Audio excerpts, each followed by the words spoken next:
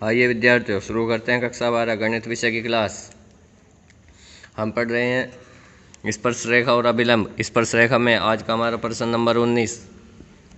प्रश्न नंबर 19 है, वक्र root x plus root y बराबर रूट ए के किसी बिंदु पर स्पर्शरेखा एक्स एक्स और वाई एक्स को क्रम से पी और क्यू पर काटती है तो सिद्ध करो O P plus O Q बराबर ए। ओ मूल बिंदु होगा।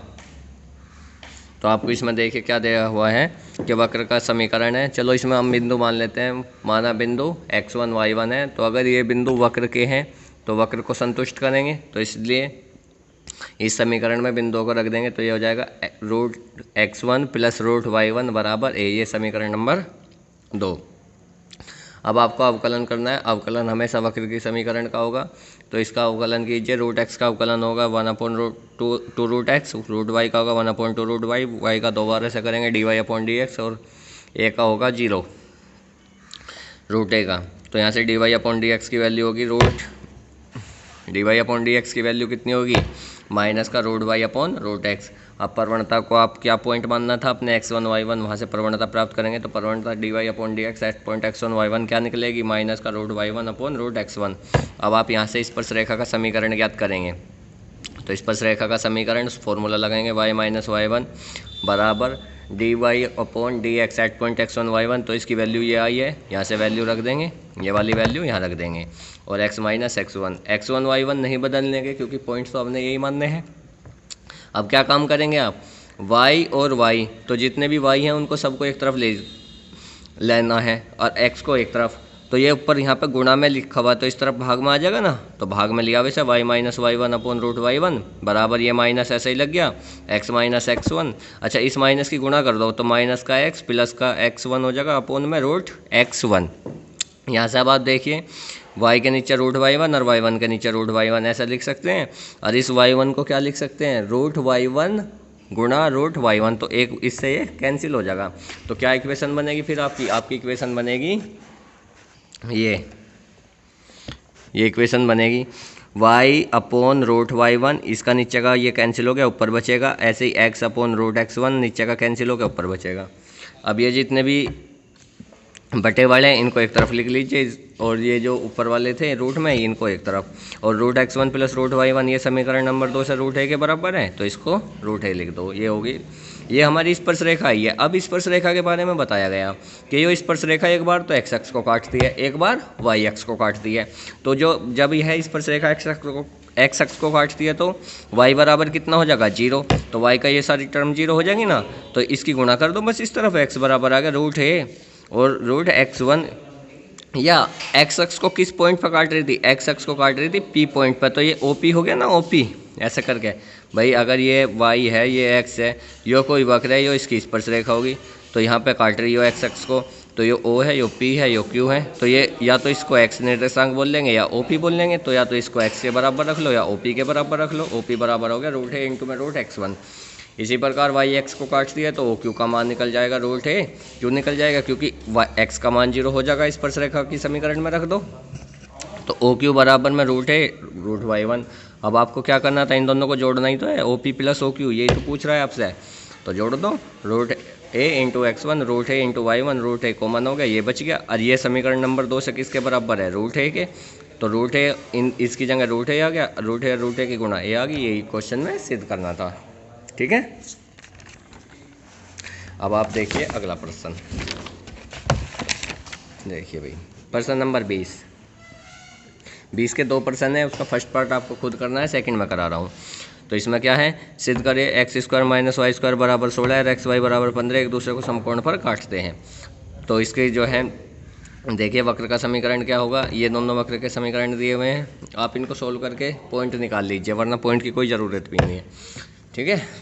निकाल ले पर फिर भी, तो समीकरण 1 और समीकरण 2 को हल करने पर x बराबर 5 और y बराबर 3 जब आप हल करके देखोगे, वैसे भी दिख रहा है दोनों की गुणा 15 और दोनों के वर्गों का अंतर 16 है। तो ये होगा 5 और 3 प्लस 5 प्लस 3 माइनस 5 माइनस 3, कोई सा भी ले लो या दोनों ले लो।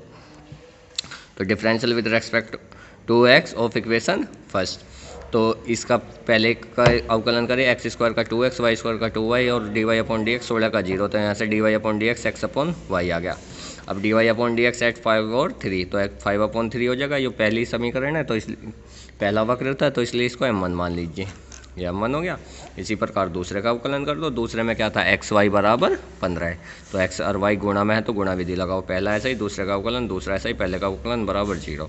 D y upon d x आ गया माइनस का वाई अपॉन एक्स, लगा दो 5 और 3 इसमें भी, तो d y upon d x बराबर, और d y upon d x at 5 और 3 तो माइनस का 3/5, m2 बराबर माइनस का 3/5। अब समकोण पर काटने का क्या प्रतिबंध होता है, m1 गुणा m2 बराबर -1।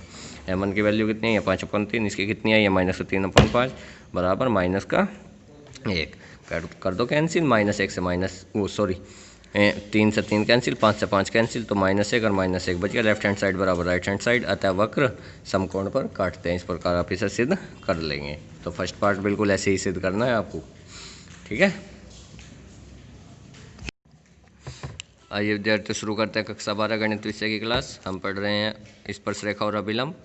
तो आज हम करते हैं प्रश्न नंबर 21। तो सिद्ध करेंगे कि ax² प्लस by² बराबर 1 और a'(x² प्लस b'(y² बराबर 1 एक दूसरे को समकोण पर काटते हैं, ठीक है।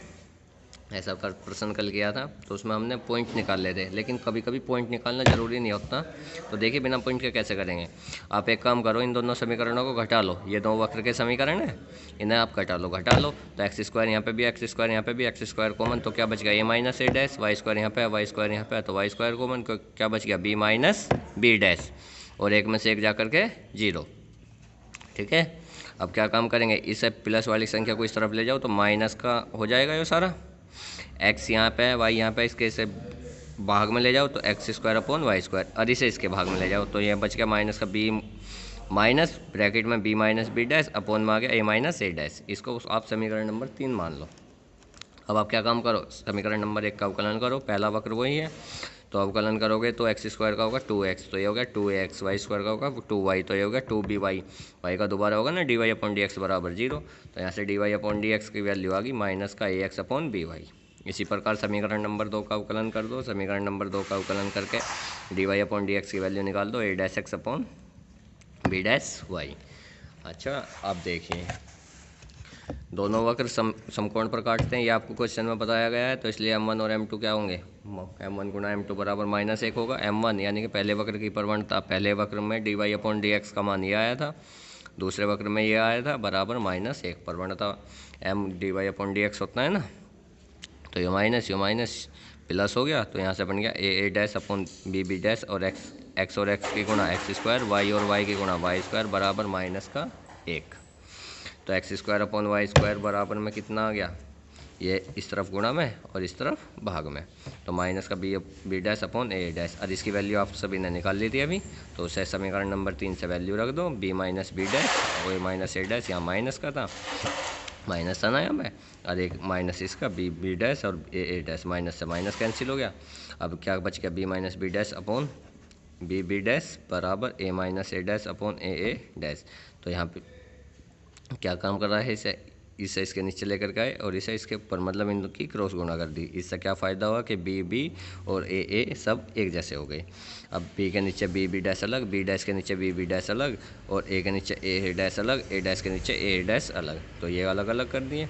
b से b कैंसिल हो गए, देखो b से b कैंसिल, b डैश से b डैश कैंसिल, a से a कैंसिल, a डैश से a डैश कैंसिल होने के बाद ये बच गया। इसमें डैश वाले एक तरफ कर लो और बिना डैश के एक तरफ कर लो, यही आपसे सिद्ध करा रहा था। तो कब बिना पॉइंट के भी आप ऐसे सवाल कर सकते हैं।